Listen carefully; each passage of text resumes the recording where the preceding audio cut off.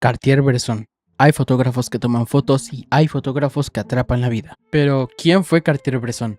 Para mí, y creo que para mucha gente aficionada a la fotografía, Cartier-Bresson no es simplemente un referente, sino que es el padre de la fotografía moderna a como la conocemos. Sé que mucha gente probablemente dirá que ese título le pertenece a otros fotógrafos como Ansel Adams o otros grandes maestros de la fotografía, pero cuando hablamos del fotógrafo que definió cómo miramos el mundo con una cámara, para mí ese lugar es de Cartier-Bresson sin ninguna discusión. Y si piensas diferente, pues ponlo en los comentarios a ver si es cierto. Bueno, como les decía, él nació en 1908, realmente en una familia muy bien acomodada, pero realmente su pasión no era el dinero ni los negocios, era la pintura. Estudió con el pintor cubista André Lohouet, quien le enseñó algo que marcaría cada foto que tomó después, que es la geometría, la composición y el orden dentro del caos. Y algo muy importante es que Cartier-Bresson empezó a tomar fotografías a sus 20 años y fue inspirado por un fotógrafo llamado Martin Monkatsky y se dio cuenta de algo que lo marcaría por toda su vida. Una cámara podía hacer lo que ningún pincel puede, fijar la eternidad en un instante.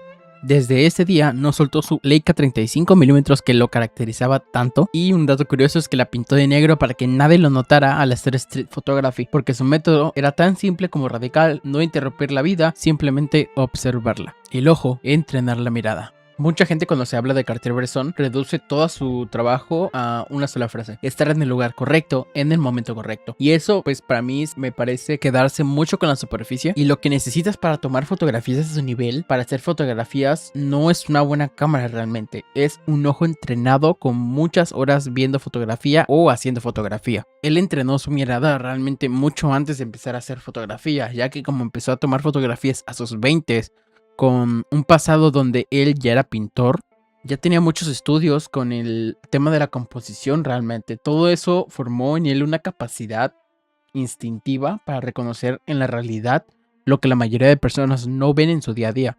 Diagonales, muchas texturas, composiciones, historias dentro de la fotografía. Él mismo lo decía realmente, siempre hay que estar buscando diferentes formas de cambiar la perspectiva, formas de contar historias con la composición, y eso es lo que realmente él se refiere al estar buscando el momento correcto en el lugar correcto, lo que es el instante decisivo. Y esto es una disciplina activa, un entrenamiento constante del ojo, y de hecho hay un fotoperiodista chino, tenía una secuencia muy parecida que decía el ojo, el corazón y la mano, y tiene toda la lógica del mundo, porque si el ojo no ve primero, todo lo demás falla. Hay demasiadas personas con mucho conocimiento técnico y muy poca capacidad de realmente ver lo que tienen enfrente, de la historia que tienen enfrente.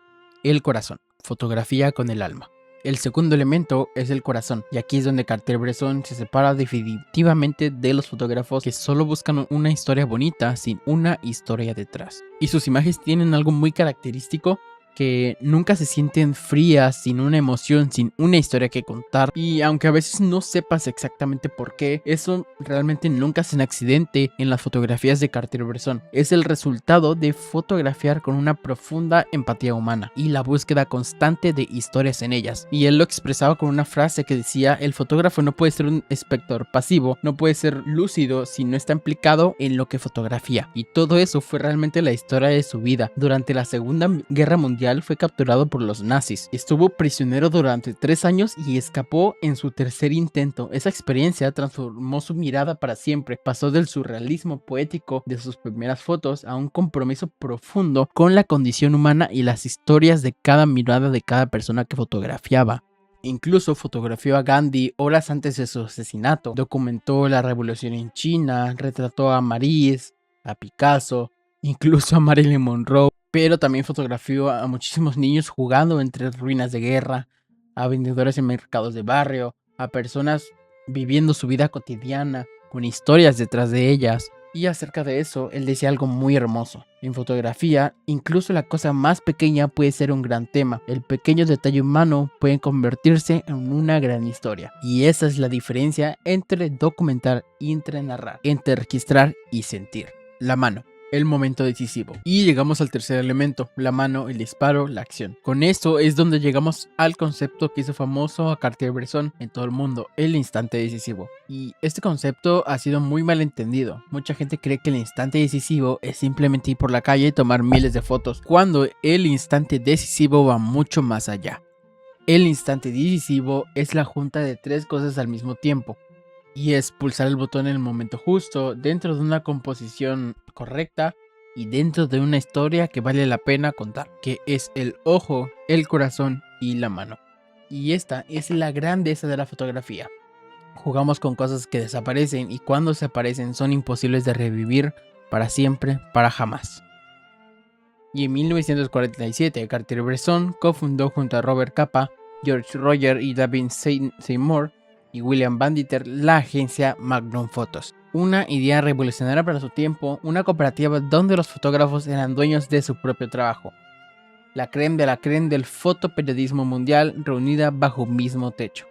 Trabajó para las revistas más importantes del mundo, como Life o Vogue. Recorrió prácticamente todo el mundo, documentó hechos históricos enormes y al mismo tiempo perdió el interés por la vida pequeña, por el gesto cotidiano, por la dignidad del ser humano anónimo. Pero Cartier-Bresson igual tenía sus cosas malas en mi opinión, y a finales de los años 60, habiendo fotografiado prácticamente todo el mundo, dejó la cámara y volvió a la pintura y el dibujo. Decía que ya había hecho prácticamente todo lo que necesitaba decir con su cámara, y murió en 2004 con 95 años, acompañado como siempre de su Leica. Y entonces, ¿qué realmente nos dejó Cartier-Bresson? Nos dejó la certeza de que una gran fotografía no existe realmente por accidente. Ocurre cuando el ojo, el corazón y las manos han aprendido a ver lo que realmente otros no ven. Cartier-Bresson no nos enseñó a tomar fotos, nos enseñó a mirar el mundo de otra manera. Y eso, una vez que lo aprendes y lo entiendes, es algo que nunca puedes olvidar.